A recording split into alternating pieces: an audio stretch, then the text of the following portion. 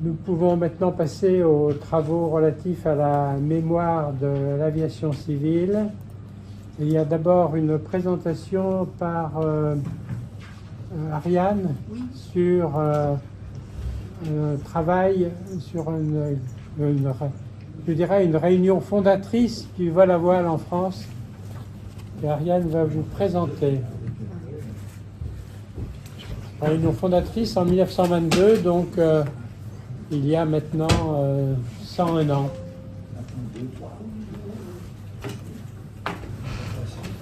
Donc l'ouvrage est sorti en fin d'année dernière pour le centenaire de ce fameux congrès fondateur du vol à voile, la Congrès.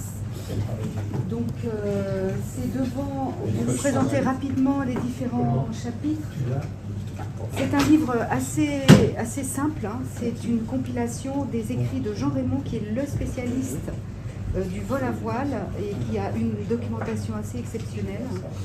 Donc dans le chapitre 1, c'est devant les résultats des concours allemands que le comité directeur de l'Association française aérienne, qui était né déjà en 1910, comprend la nécessité d'avancer les recherches en matière de vol à voile. En 1908 existait déjà un prix pour un vol de 5 minutes. Très vite, un regroupement se fait sentir et la nécessité de valoriser les jeunes et de regrouper les forces aériennes du pays autour de la notion de vol sans moteur est incontournable. Ça, c'est l'objet du chapitre 1. Dans le chapitre 2, on revient sur les débuts du vol à voile en Allemagne. Hormis les quelques glissades opérés par les pionniers français, les premiers pas vers le vol à voile sont à mettre à l'actif d'un groupe de recherche fondé par l'université de Darmstadt, lequel groupe finit par trouver un lieu propice, la Wasserkuppe, qui allait devenir un endroit mythique du vol à voile allemand d'après-guerre. Avant et pendant le premier conflit, l'Allemagne a déjà brillamment avancé en matière de vol plané.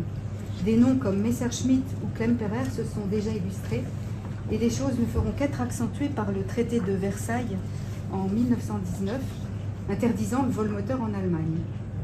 Un premier concours d'ailleurs aura lieu en 1920, qui signe la prééminence allemande en la matière.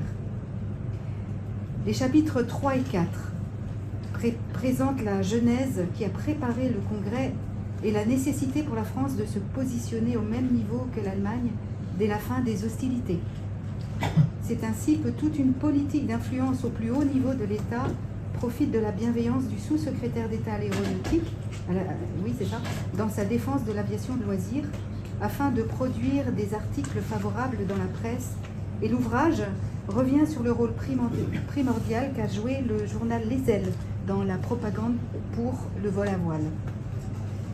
En novembre 1921, sous le haut patronage du sous-secrétaire d'État à l'aéronautique Victor Laurent Hénac, le congrès parisien de l'Association française aérienne définit les modalités d'un concours français.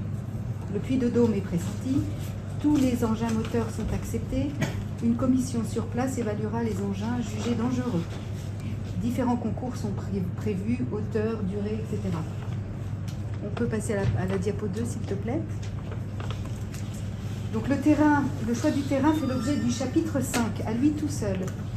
En effet, Gilbert Sardier, très charismatique président de l'Aéroclub d'Auvergne, s'est déplacé au congrès de 1921 pour vanter sa région. Et c'est le pic de Combegras, cône volcanique de 1120 mètres, qui est choisi devant le plateau de Gergovie.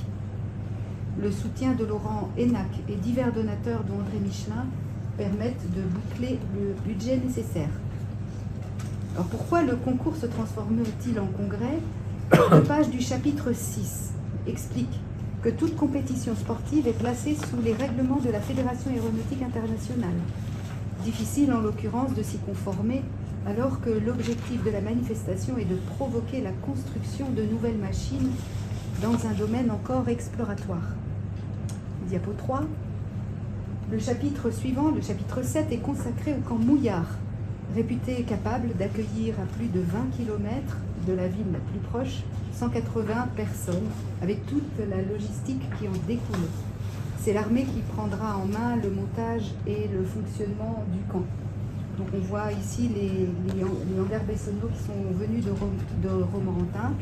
En diapo 4, on voit le magnifique poste météo tenu par 5 agents. Voilà, donc tout y est, même si c'est rudimentaire. En diapo 5, les manœuvres techniques peuvent avoir lieu. Des noms prestigieux sont présents. Pour le jury technique, on a le lieutenant-colonel Paul Renard, par exemple, Charles Dollfus ou Marcel Riffard. 50 appareils sont inscrits et 34 vont effectivement voler, des machines les plus farfelues à celles qui se sont inscrites dans l'histoire, comme leur pilote. Diapo 6.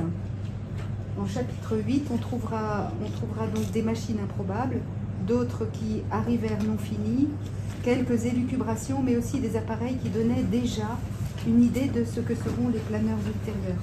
Donc on a le résultat des différents prix. Ce congrès a permis de découvrir et de mettre en valeur quelques figures telles que Eric Nessler, Pothès, Farman, Torret et bien d'autres.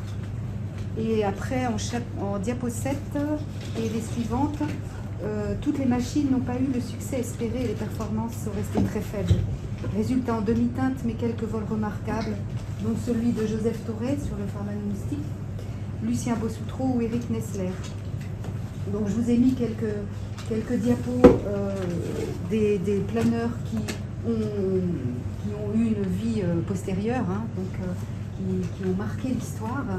Ça aura été quand même dans le cadre des premières découvertes des ascendances thermiques, les premières théories sur le vol de pente. Voilà. Différents planeurs et différents pilotes de renom. Et enfin, dans le chapitre 9, tout le congrès est décrit au jour le jour. Donc le vol à voile français était lancé. Il s'en est suivi une évolution rapide des techniques de construction, de gros progrès aérodynamiques et une meilleure connaissance du milieu aéronautique. Enfin, dans les annexes, on a les plans des appareils qui sont décrits, et puis les résultats et les commémorations.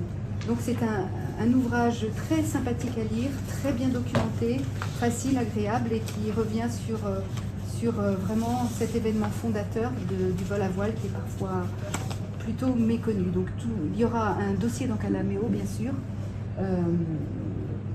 Oui, on peut lire le document dans Calaméo, merci. Il y est déjà, je crois. Voilà. Donc vous pourrez fêter l'ouvrage que vous avez, pour ceux qui l'ont, dans les mains. Vous pourrez le feuilleter et naviguer dedans afin d'aller rechercher des informations sur tel ou tel appareil ou telle mise en avant lors du congrès, avec tous ces noms qui ont surgi ensuite et qui ont fait notre vol à voile français. Voilà, je vous remercie. Merci Ariane, c'est effectivement très passionnant. Et moi, je n'avais jamais entendu parler. J'ai commencé ma carrière aéronautique par le vol à voile, mais je n'avais jamais entendu parler de cet événement. Bon, nous avons un emploi du temps un peu lourd aujourd'hui, donc on ne pourra pas poser des questions sur ce document, mais je pense qu'on va vous les poser directement à une autre occasion. Et on fera une conférence spécifique on fera, voilà, sur le sujet. En y passant beaucoup plus de temps. Voilà, J'ai juste une question. Oui. D'où vient le terme de vol à voile, en fait? Parce que là, on parle d'avion sans moteur. Et on ne parle pas de planeur non plus. Donc, en fait, la terminologie vol à voile, ça vient d'où?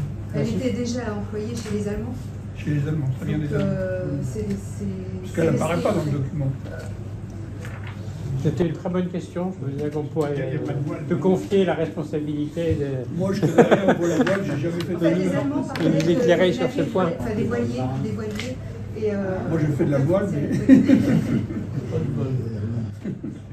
Oui, d'ailleurs, dans votre commentaire sur les travaux allemands, vous n'avez pas mentionné Otto Lilienthal, oui, qui est quand même certainement le précurseur, voilà, et lui, c'était bien des engins à voile qu'il utilisait. Oui. Je peux ajouter aussi que les activités des Allemands dans le domaine du vol à voile très forte et puis plutôt contrainte par le traité de Versailles, le vol à moteur était interdit, conduit à une pépinière de pilotes affûtés pour la Deuxième Guerre mondiale. D'accord, mais c'est également l'idée, j'en passe des meilleurs, d'anciens protestants émigrés d'ailleurs. Merci 14. bien. Bon, Dans la parenthèse. oui, Mais juste un commentaire sur le vol à voile. oui, Bon, il y a une analogie avec les bateaux à voile, oui, qui sont propulsés par le vent oui. dans les voiles. Bon, bah, le vol à voile, pour qu'il tienne en l'air, il faut qu'il reste dans une ascendance.